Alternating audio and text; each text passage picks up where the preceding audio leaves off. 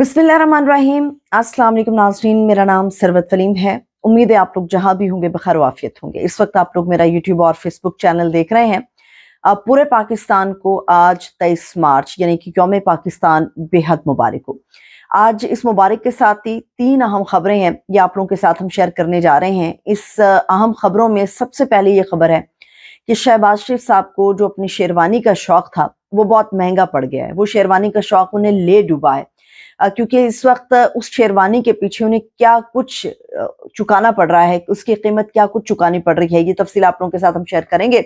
और इसके अलावा जो सबसे अहम एक और खबर है वो पाकिस्तान तहरीक इंसाफ से मुतालिक है। पाकिस्तान तहरीक इंसाफ ने बाकायदा तौर पे अपनी एहतजाजी तहरीक का ऐलान कर दिया है। तारीखों का ऐलान भी हो चुका हुआ है और ये सिर्फ इन्हीं तारीखों पे नहीं होगा बल्कि रोज़ाना की बुनियाद पे पाकिस्तान तहरीक इंसाफ क्या करने जा रही है ये भी आपके साथ शेयर करेंगे। और जो बचे कुछ साथी हैं इमरान खान साहब अब उन्हें दूर नहीं जाने देना चाहते। इमरान खान साहब के पास एक इस्तीफा आया और इमरान खान साहब ने अडयाला जेल में उस इस्तीफे को फाड़ कर फेंक दिया और कहा कि ये नाकाबिले कबूल है। तफसील की तरफ बढ़ने से पहले दरख्वास्त है कि चैनल को लाजमी तौर पर सब्सक्राइब कीजिएगा।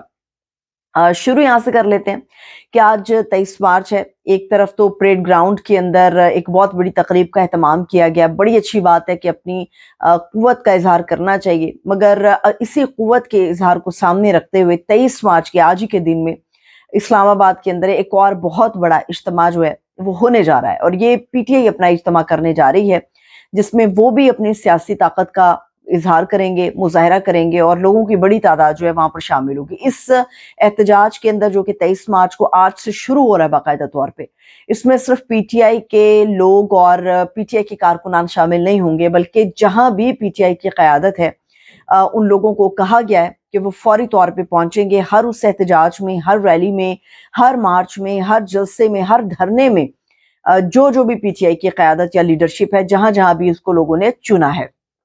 आज एक बड़ा इज्तिमा तो ये होने जा रहा है, मगर पीटीआई ने सिर्फ इन्हें तारीखों पे नहीं रखा बल्कि चंद अहम तारीखों के अलावा रोजाना की बुनियाद पे भी एहतजाज होने जा रहा है। आज बाकायदा तौर पे एक तो इस्लामाबाद के अंदर एहतजाज होगा, दूसरी तरफ ये है कि बाकायदा तौर पे सवात और मालाकंड डिवीजन से एहतजाजी तहरीक का आगाज हो चुका है और पीटीआई की ये जो एहतजाजी तहरीक है, इसका जो एहतजाज है वो रोजाना की बुनियादों पे होगा और पाकिस्तान के तमाम शहरों में आप देखेंगे कि ये सिलसिला जब शुरू होगा तो वक्तन फवक्तन हर मरहले पर अगले शहर की तरफ जाएगा ये एहतजाज और इस तरह से पूरे पाकिस्तान के अंदर इमरान खान साहब की बरियत, झूठे केसेस को ख़त्म करने से लेके जो अवाम का मैंडेट चोरी हुआ है उस तमाम तर चीज़ों को सामने रखते हुए एहतजाज शुरू हो गया। 23 मार्च को आज एक इज्तिमा होने जा रहा है, दूसरा 25 मार्च को एग्जैक्टली एक दिन के बाद यानी कि पीर के रोज एक बहुत ही बड़ी ग्रैंड प्रेस कॉन्फ्रेंस पीटीआई करने जा रही है और इस प्रेस कॉन्फ्रेंस का जो मामला है वो आईएमएफ का पैकेज भी है और पाकिस्तान की जो इकोनॉमी भी है उसके जो आशारिये हैं, मौजूदा सूरत हाल को इमरान खान साहब की माजी के दौर के साथ एक कंपैरिजन के साथ लोगों के सामने पेश किया जाएगा। और उमूमी तौर पे इस्लाम भी ये कहता है, उमूमी तौर पे होता यही है कि जब आप अपनी बात में वजन पैदा करते हैं तो आपकी दलील भी उतनी मजबूत होनी चाहिए। पीटीआई ने यह फैसला किया है कि आईएमएफ का जो पैकेज लिया गया है और इस वक्त जो पाकिस्तान की इकोनॉमी की सूरत हाल है, 25 मार्च को बरोज पीर को जो एक बहुत बड़ी प्रेस कॉन्फ्रेंस होगी उसमें पीटीआई के तमाम बड़े चेहरे मौजूद होंगे, जिसमें बाकायदा स्लाइड्स के जरिए इमरान खान साहब की बाकायदा हिदायत है कि स्लाइड्स के जरिए से लोगों को बताया जाएगा कि आप लोगों के साथ क्या हुआ है, कितना बड़ा हाथ हुआ है। अगर इमरान खान साहब होते, हुकूमत में आते तो इकोनॉमी की क्या पोजीशन हो सकती थी और जो इमरान खान साहब को कहा जाता है कि डिफॉल्ट की तरफ वो लेकर गए थे, तो आज पाकिस्तान की इकोनॉमी की क्या सूरत हाल है। तो बहुत ही बड़ी बड़ी अहम प्रेस कॉन्फ्रेंस होने जा रही है ये। इसके अलावा 25 मार्च के बाद 30 मार्च की तारीख है और ये 30 मार्च की जो तारीख है उसके लिए इजाजत 23 मार्च को यानी कि आज की तारीख मांगी गई थी। मामला ये था कि 23 मार्च को ये शेर अफजल खान मरवत साहब पहले ही सबसे पहले उन्होंने ऐलान कर दिया था कि हम 23 मार्च को इस्लामाबाद में एक जलसा करने जा रहे हैं। तो इस ऐलान के बाद जब मैंने अपना व्लॉग आप लोगों के लिए दिया था तो उसमें भी मैंने आपको ये बताया था कि बड़ा मुश्किल होगा। 23 मार्च एक सेंसिटिव डे होता है और बहुत बड़ी तादाद में लोग इकट्ठे हुए होते हैं। अब बाकायदा एक तरफ परेड चल रही होती है तो ये मुमकिन नहीं है कि एक तरफ परेड चल रही हो यौम पाकिस्तान के मौके पे और दूसरी तरफ पाकिस्तान तहरीक इंसाफ अपना जलसा कर रही हो, तो ये पॉसिबल नहीं था। इसलिए انتظامیہ نے اجازت نہیں دی. اب جو 30 مارچ کی تاریخ ہے، اس 30 مارچ کی تاریخ کو اسلام آباد کے اندر ایک بہت بڑا جلسہ ہونے جا رہا ہے. پورے پاکستان سے لوگوں کو لایا جائے گا، پورے پاکستان سے جہاں جہاں پہ بھی عمران خان کے امیدوار نامزد ہوئے ہیں وہ لوگ پہنچیں گے اور اس جلسے میں عمران خان کو ریپرزینٹ کریں گے، پاکستان کو ریپرزینٹ کریں گے اور اس عوامی مینڈیٹ کی چوری پر بات کریں گے جس چوری کے بعد اب موجودہ حکومت ہے معرض وجود میں آئی. یہ تو 30 مارچ کی تاریخ ہو گئی. اور کراچی کے اندر سویا ہوا جو ووٹر تھا وہ شیر افضل مروت نے جگایا تھا. اور ایسے میں جب کراچی کی بھی پوری لیڈرشپ جو تھی وہ جیلوں کے اندر تھی، حلیم عادل شیخ صاحب جو ہیں وہ جیل کے اندر تھے، کیسز کو فیس کر رہے تھے، قید کے اندر تھے. تو اب 21 اپریل کی تاریخ دی گئی ہے. اب یہ پی ٹی آئی کی جو کور کمیٹی کا اجلاس ہوا ہے اس کے اندر یہ فیصلے ہوئے کہ 21 اپریل کو جو ایک تاریخ حلیم عادل شیخ صاحب نے دی تھی کہ ہم کراچی میں ایک بہت بڑی ریلی نکالنا چاہ رہے ہیں جس میں ہم لوگوں کا فوکس کرائیں گے اور ان کو بتائیں گے کہ کیا ہوا، کس طرح سے ہوا اور اب کیا کرنے کی ضرورت ہے. تو جو 21 اپریل کو ریلی ہونے جا رہی ہے وہ بھی آپ دیکھیں گے ایک بہت بڑی گرینڈ ریلی ہوگی جس میں باقاعدہ طور پہ دعوت دی گئی ہے ان تمام بڑی طاقتور آوازوں کو جو پی ٹی آئی سے تعلق رکھتی ہیں کہ تمام کراچی پہنچیں اور وہاں پر اس عوامی ریلی کو کامیاب کریں اور لوگوں کے اندر جو ایک شعور ہے وہ ایویڈنسز کے ساتھ ان کو پرووائڈ کریں، ان کو بتائے کہ سارا کچھ کیا ہو رہا ہے. اب پی ٹی آئی نے یہ حکمت عملی بنا لی ہے. اس کے علاوہ ایک اور بڑی اسٹریٹجی ہے جو پی ٹی آئی کرنے جا رہی ہے. وہ اسٹریٹجی یہ ہے کہ باقاعدہ طور پہ جتنے بھی اسپوکس پرسن ہوں گے یا امیدوار یا پی ٹی آئی سے ریلیٹڈ لوگ ٹاک شوز کے اندر شرکت کریں گے ان کو ایک خاص ہدایت کی گئی ہے کہ آپ کسی بھی ٹاک شو کے اندر جائیں گے تو آپ عمران خان کی تصویر لے کر جائیں گے. عمران خان کی تصویر کے ساتھ آپ بیٹھ کے اس ٹاک شو کے اندر گفتگو کر سکتے ہیں. اب آپ نے دیکھا ہوگا اسمبلی فلورس کے اوپر بھی خان صاحب کی تصویر لے کے پہنچ جاتے ہیں جو پی ٹی آئی کے لوگ ہیں، عمران خان صاحب کے ایسوسیٹڈ لوگ ہیں. اب ٹاک شوز کے اندر بھی یہ کہا گیا ہے کہ آپ عمران خان کے مینڈیٹ چوری کے حوالے سے، خان صاحب کے جھوٹے کیسز ان کی بریت کے حوالے سے گفتگو کو شروع کریں گے اور اس کے بعد پھر جو ایجنڈا ہوگا جس کے اوپر گفتگو کرنی ہوگی آپ اس کے اوپر گفتگو کریں گے، مگر خان صاحب کی جو تصویر ہے اس کو آپ نے لازمی اپنے ساتھ لے کر جانا ہے. یہ جو اہم ہدایات ہیں یہ جاری کر دی گئی ہیں اور اس کے اوپر اب باقاعدہ طور پہ پی ٹی آئی نے کمر کس لی ہے. عمران خان صاحب نے واضح ہدایت دے دی ہے کہ اب رکنا نہیں ہے، اب یہ تحریک روزانہ کی بنیاد پہ ہونی چاہیے. احتجاج تو شروع ہو گیا، ڈیز آپ کے سامنے آئے ہیں، تاریخیں آپ لوگوں نے نوٹ کر لینی ہے اور یوم پاکستان یعنی آج سے باقاعدہ آغاز ہو گیا.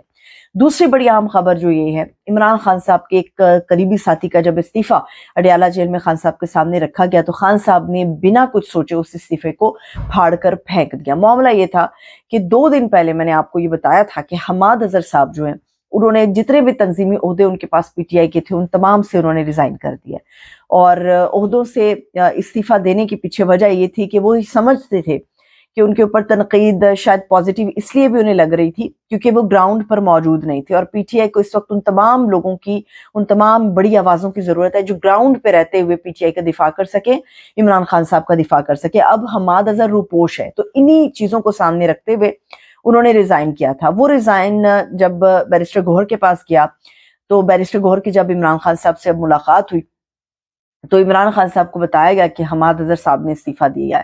تو اس کو سوچے سمجھے بغیر عمران خان صاحب نے پھاڑ کر پھینک دیا اور یہ کہا کہ استعفیٰ قبول نہیں کیا جائے گا. حماد اظہر جس طرح سے کام کر رہے ہیں وہ کام کرتے رہیں گے اور حماد اظہر کے جانے کے ساتھ جو بڑا نقصان ہوگا وہ ہم نقصان پنجاب کے اندر اٹھائیں گے.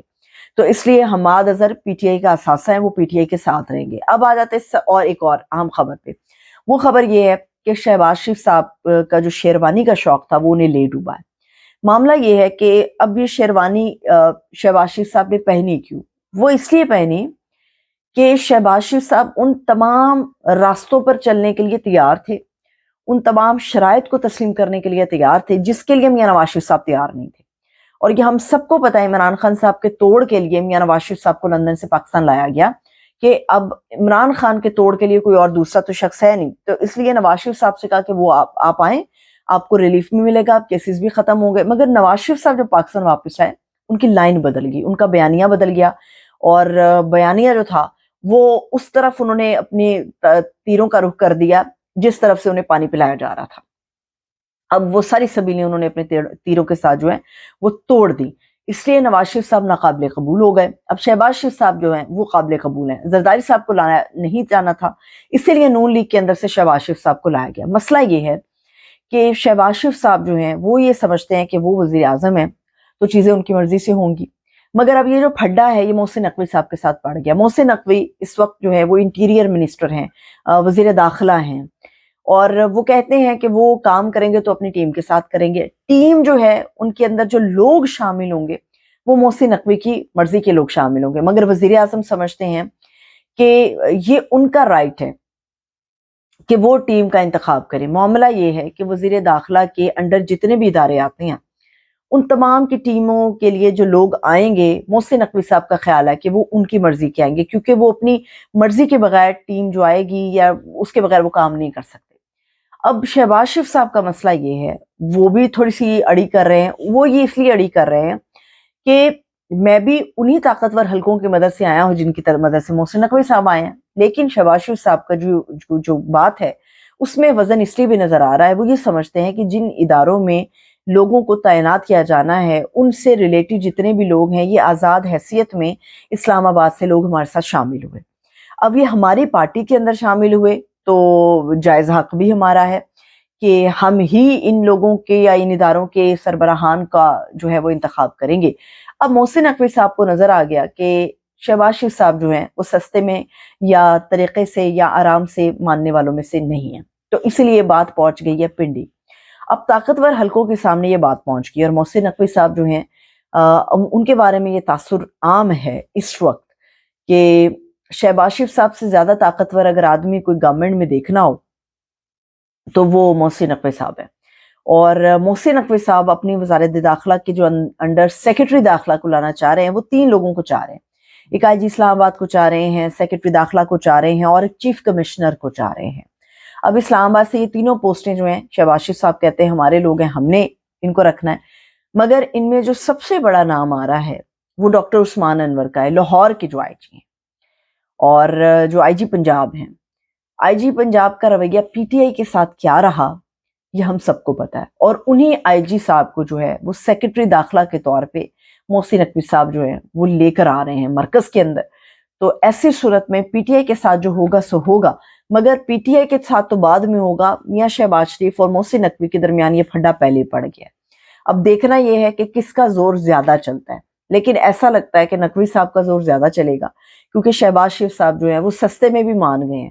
سستے میں مانے ہیں تو حکومت ملی ہے, تھوڑا سا وزن ہوتا تو شاید وہ اس وقت ملک کے وزیر اعظم نہ ہوتے, لیکن چونکہ سستے میں انہوں نے ہر ڈیل کو قبول کر لیا, ہر شرط کو انہوں نے مان لیا ہے, تو انہیں آنکھیں بند کر کے محسن نقوی صاحب کے جو معاملات ہیں ان کو بھی تسلیم کرنا ہوگا. اور ویسے بھی شہباز شریف صاحب اپنا وزیر اعظم ہونے کا ایک روب تو پیدا کر رہے ہیں, مگر جہاں سے آرڈرز آتے ہیں ان آرڈرز میں ہی آرڈر آیا تھا کہ آپ نے وزیر اعظم بننا ہے, اور ان آرڈرز دینے والوں نے بھی یہ پیغام دیا کہ ہمارا کام آرڈرز دینا ہے, ہمارا کام آرڈرز دینا ہے, آپ نے صرف حکم کی تعمیل کرنی ہے. مجھے اجازت دیجیے, اپنا بہت سا خیال رکھیے. خدا حافظ.